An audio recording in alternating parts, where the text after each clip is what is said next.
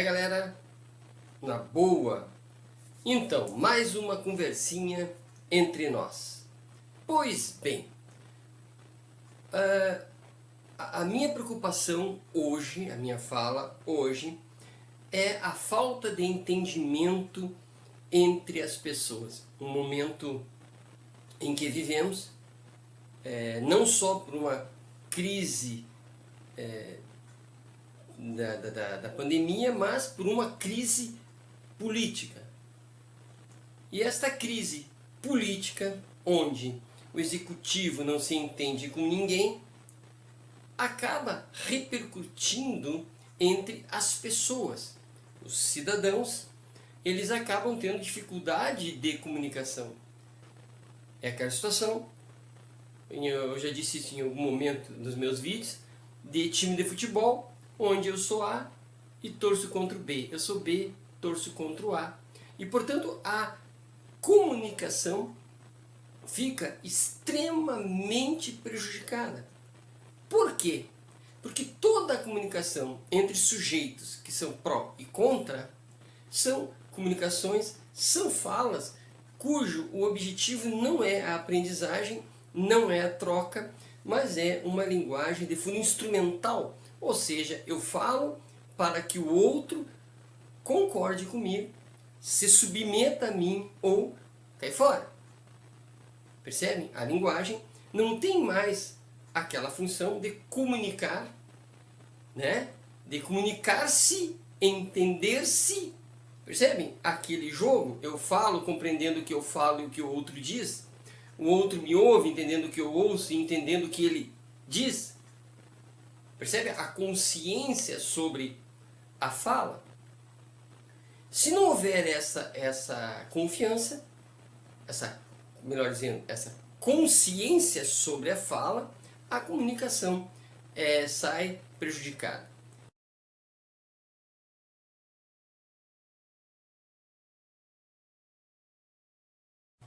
Bem, uma primeira possibilidade de pensar essa situação da fala que não fala, da comunicação que não comunica, ou seja, aquela fala que quer instrumentalizar, aquela fala que quer fazer com que o outro obedeça a essa fala, uma fala unilateral, né?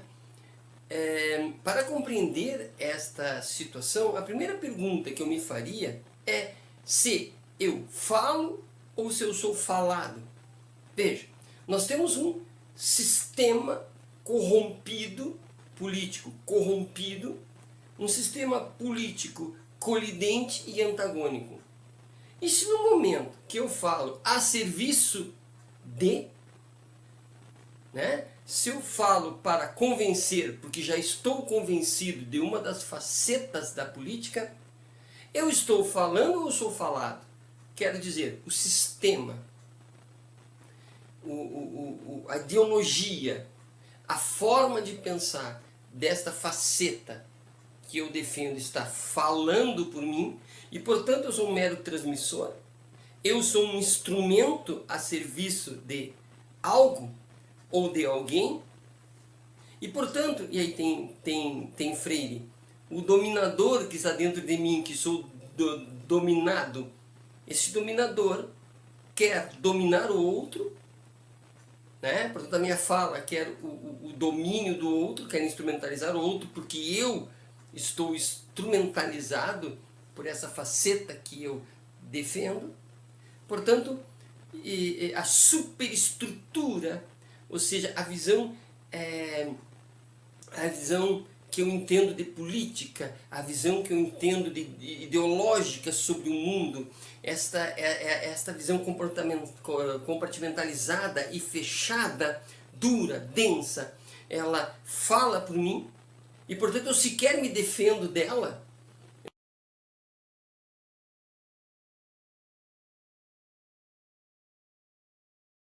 Minha liberdade está extremamente cerceada, eu não sou mais livre para o refletir, mas eu estou a serviço de uma forma de ver o mundo, a uma superestrutura, às vezes escolhida por mim e às vezes eu sou escolhido por ela e passo a obedecê-la?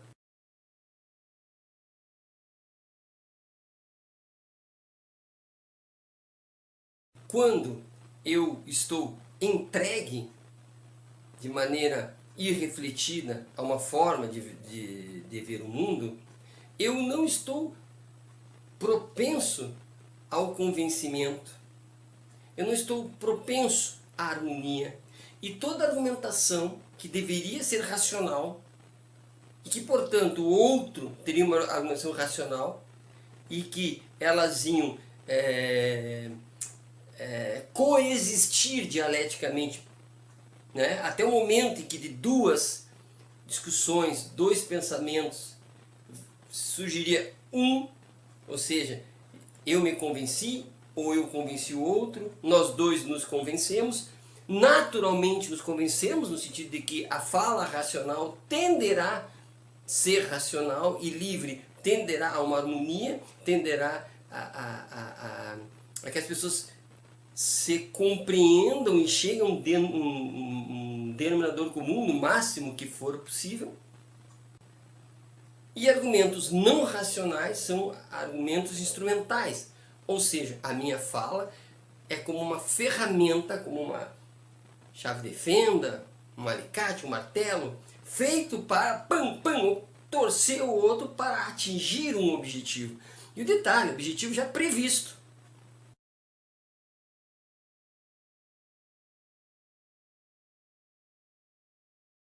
Percebam que o nosso dia a dia, o sujeito real, entendo o sujeito real, aquele que vai no mercado, aquele que compra pão, né, o cafezinho da manhã, ele é um sujeito que está o tempo todo negociando situações, buscando uma harmonia.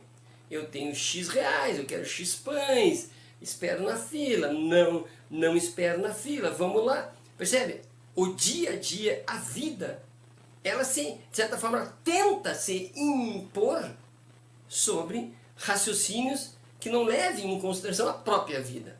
A ideologia, em muitos casos, ela tende a se manter e a nos controlar, tende a nos manter e a nos controlar, ignorando a nossa vida, o nosso dia a dia, a minha necessidade imperiosa de ter amigos, minha necessidade imperiosa de conversar com meus parentes, a minha necessidade imperiosa de andar pelo meu condomínio cumprimentando as pessoas. E quando eu não dou bola, quando eu para a vida, para esse mundo real, social, e fico fixado nas minhas próprias ideias, abandono a racionalidade e instrumentalizo tudo e todos para que pensem como eu, essa vida real ela desaparece para mim. E ela e isto me faz sofrer.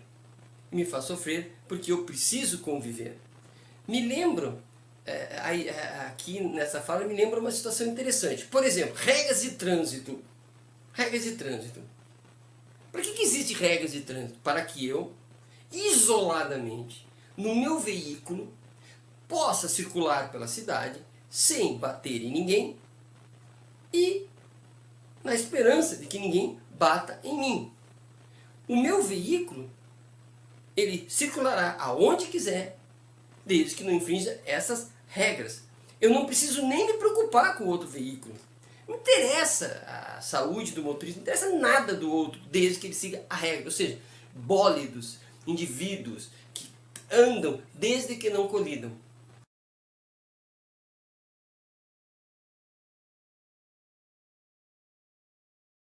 Vejamos que a vida real não é como a ideia que eu dei do trânsito. Veja, se eu pensar apenas abstratamente como as regras de trânsito, ou seja, desde que eu ande com as minhas ideias e não colida com as ideias de ninguém, eu vou andar tranquilo, vou e volto todos os dias para o meu trabalho, para as minhas atividades, isso é uma baita bobagem. Por quê? Porque na vida real nós não somos bólidos, não somos carros indiferentes uns aos outros. A vida, o dia a dia, não reconhece regras de trânsito. Alguém vai conversar comigo. Alguém vai dizer que o que eu disse não era bem aquilo que eu faço no meu dia a dia. Alguém vai dizer que pensa diferente o tempo todo. Quando eu for comprar o pão, sempre entre a minha intenção de pegar o pão, haverá alguém. E este alguém vai me trazer a pessoalidade. Vai trazer a minha importância de me fazer compreender, de compreender o outro. E geralmente a vida desmente uma ideologia fechada, uma forma de ver o mundo fechada, porque as pessoas não podem ser instrumentos.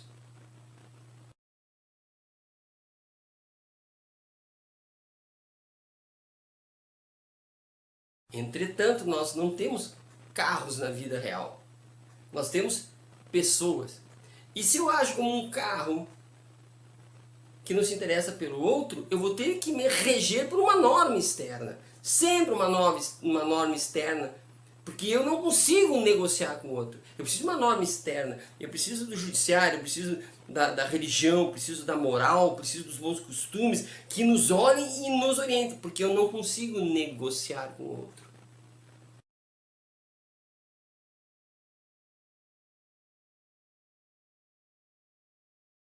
Discursivamente, livremente, discutir a situação, discutir a própria regra. Se eu posso discutir a superestrutura, se eu posso parar para discutir o que me dizem, se eu posso parar para discutir aquilo que eu falo com o outro, não apesar do outro, mas com o outro. Por exemplo, uma relação dialética em que eu não vou vencer o outro não vai me vencer, mas argumentos que se mantêm colidindo e, portanto, vão provocar a mudança, um pensamento novo. Quanto mais livre eu for e mais crítico eu for, mais fácil de me convencer do que o sujeito diz é mais fácil me convencer, deixar-me convencer pelo outro. Ah, vão dizer, mas professor amigo, que bobagem. Então a Maria vai com as outras? Não. Eu me convenço, o outro se convence naquilo que for racionalmente possível de aceitação de ambos. Percebe? Não que um colonize o outro, não que um se sobreponha ao outro, mas porque é bom para todos. Todas as falas são dignas de serem pelo menos ouvidas, avaliadas livremente, sem predisposições, né? A não ser o conhecimento anterior, a nossa vivência, enfim. Esse é um momento anterior importante para a decisão, mas não passarmos a evitar o novo para manter o antigo que já está em mim. Espero ter sido claro. Um abraço e até a próxima.